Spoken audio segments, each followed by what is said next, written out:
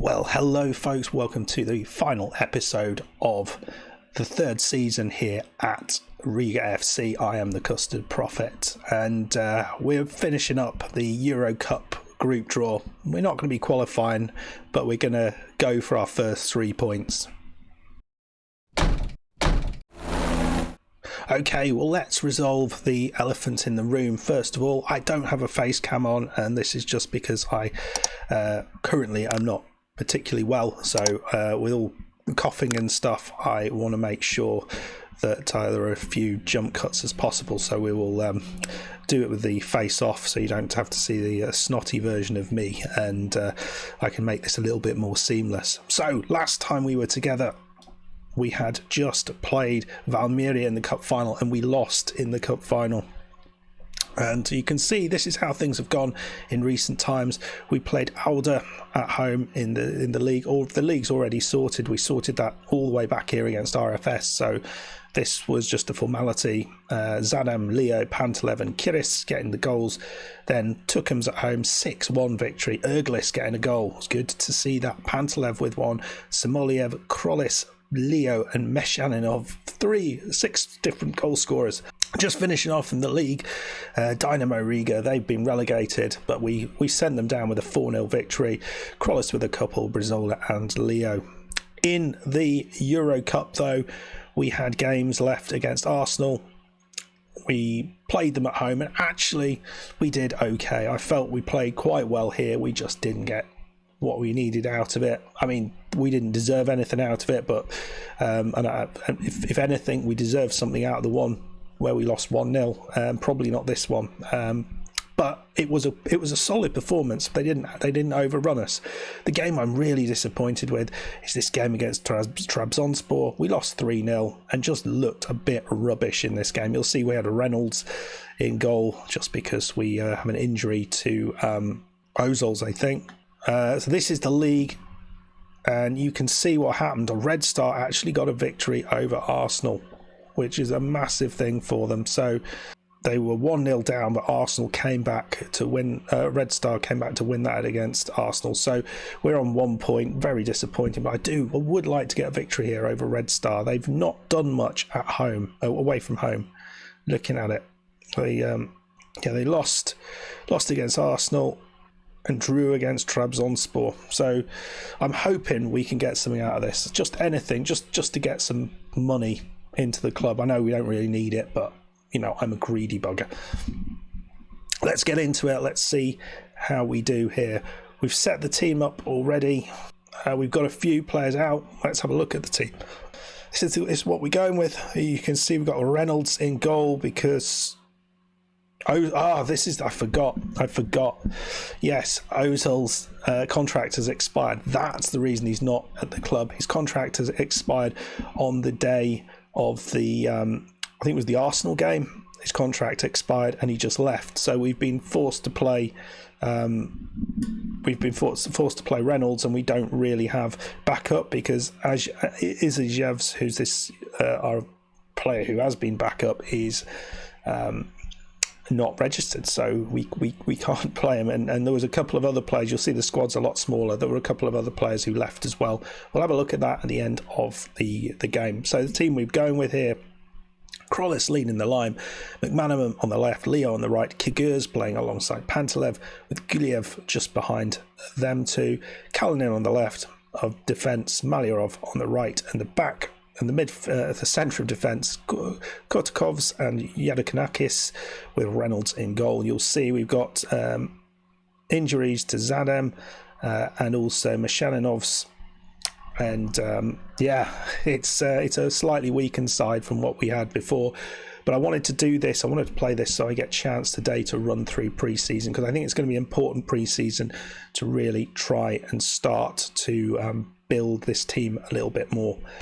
Right then, so here we go with some of the team, and then I will see you as the match starts.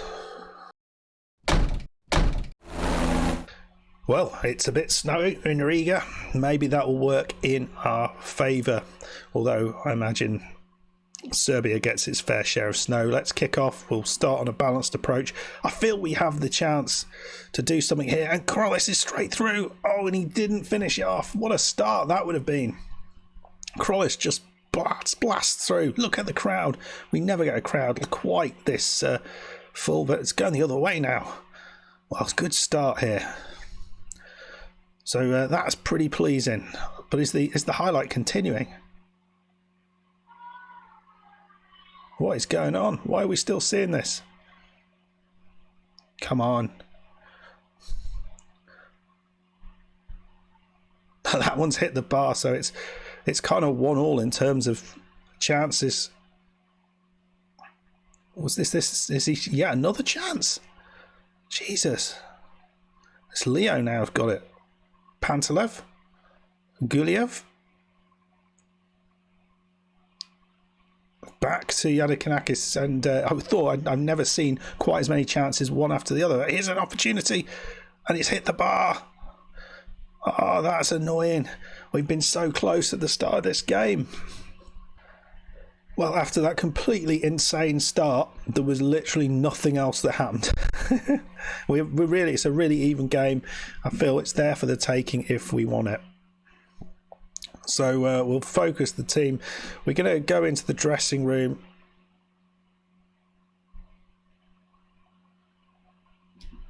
And say we can win the match.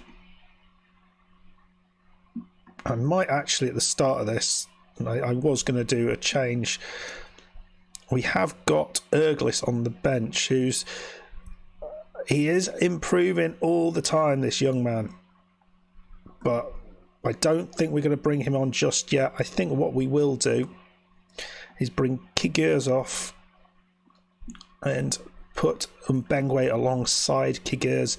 Guliev play alongside Pantelev as a deep lying playmaker on support. There we go. We'll see how that goes.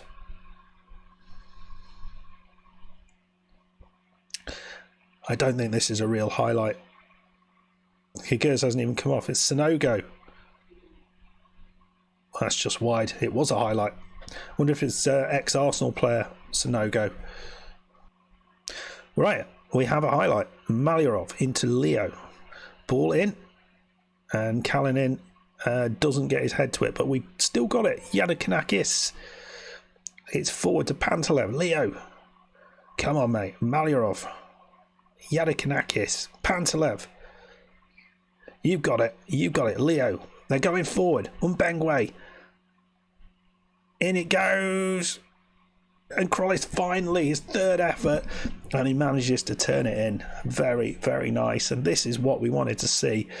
And it's a shame we weren't able to show this against Trabzonspor quite to the same level. But we've had a couple of chances here. That isn't to say they haven't, but I feel we had 3 good chances, and to be fair, it took a goalkeeping error to give us the lead.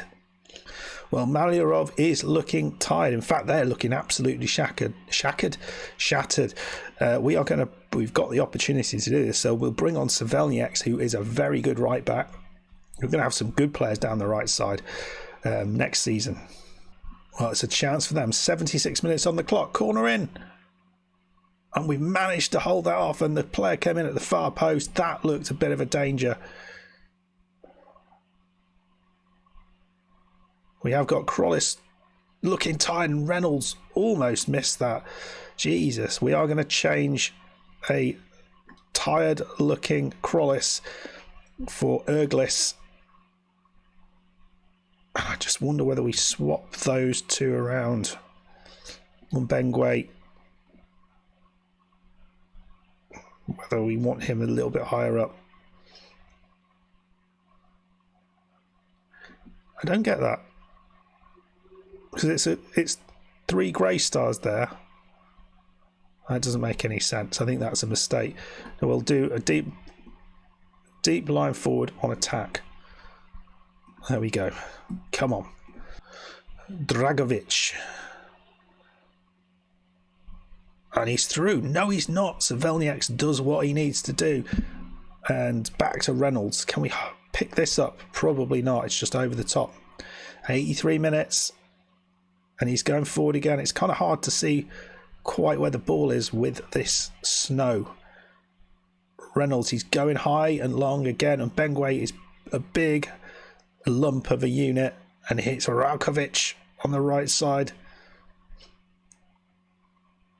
Ball in. Oh, it's in at the far post. I mean, there is no way Katai should have got on the end of that. Savelniak, so that's poor defending. I mean, he's the player who isn't tired at all. I mean, what? Look at this. Really high ball in. And, yeah, there was nothing. That's frustrating. So we had the lead. And it's back 1-1. Can they... Oh, dear me.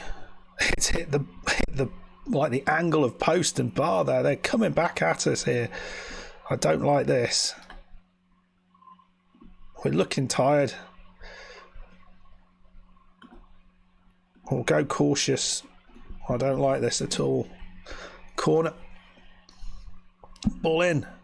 And we clear it. It's Leo now. He loses it straight away. We just can't keep hold of the ball. And I mean, what are the defence doing? Why does this happen? I do not understand it.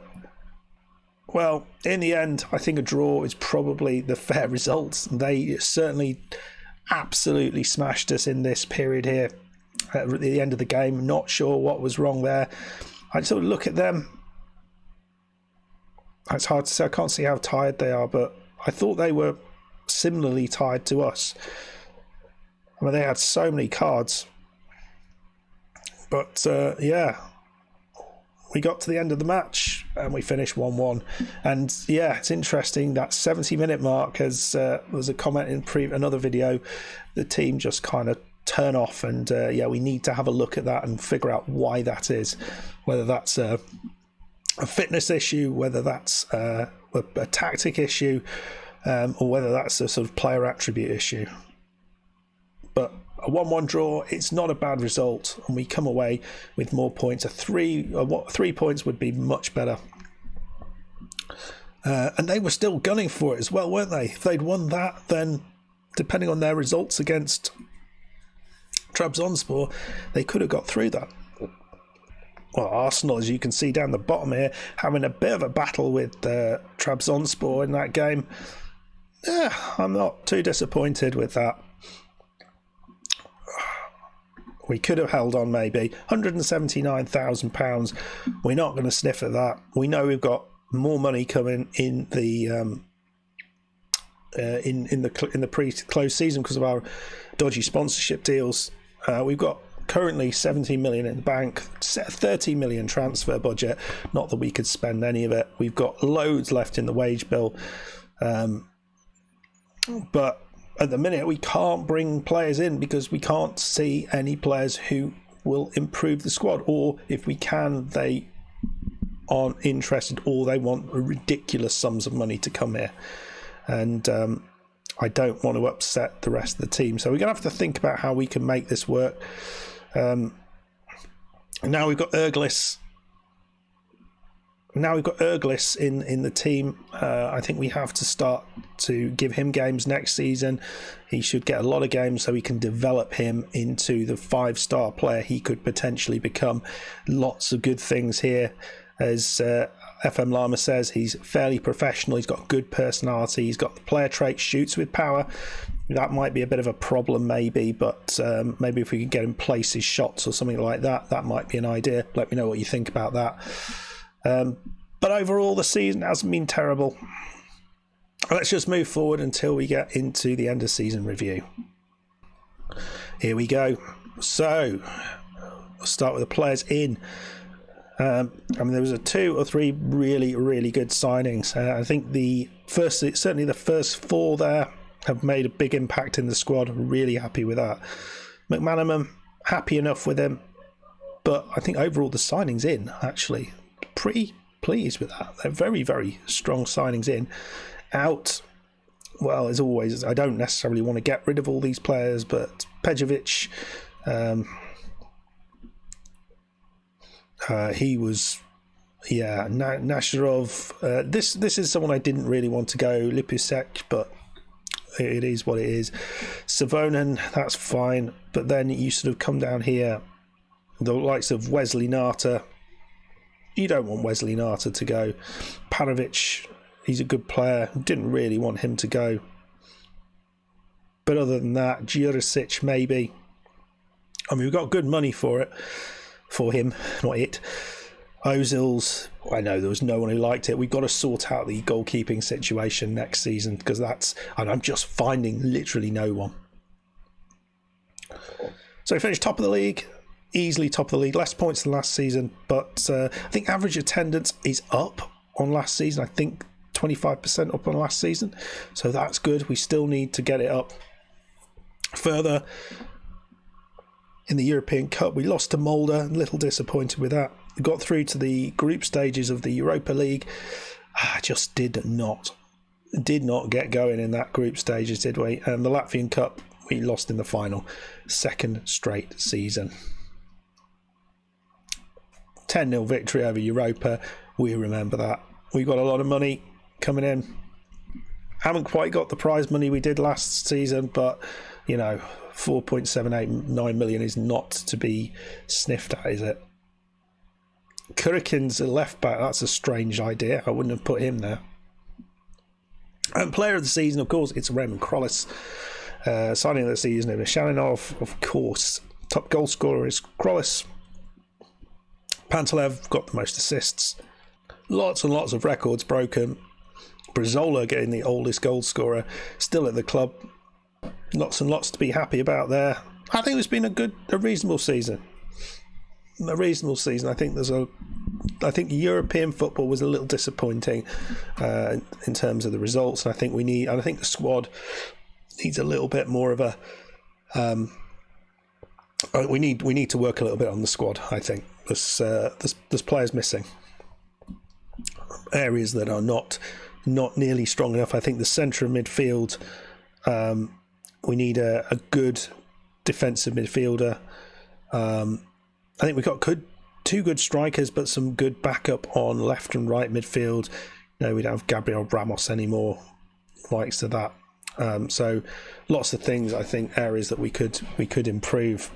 Left back as well. I don't think we've got much backup there. Kurikins will leave at the end of this season. So lots of things that we need to improve on. In fact, Kurikins I think has already left. Let's just finally look through that. So here are the released players. Barami, Kurikins, Punkels and Ozils are the players of note who've left, and then a few others. So that's good. It does free up a few wages, the likes of Barami. He never quite made it, but I guess it was his age. And Ozils, it was his time to go, as it was Kurikins and Punkels. Again, someone who never really made it at the club. Let me know where you would improve the squad, and hopefully next season I will make some of those changes. If you enjoyed the episode, make sure you hit that like button, subscribe if you're new, and I will see you next time, hopefully sounding a little bit more healthy. I'll see you then. Goodbye.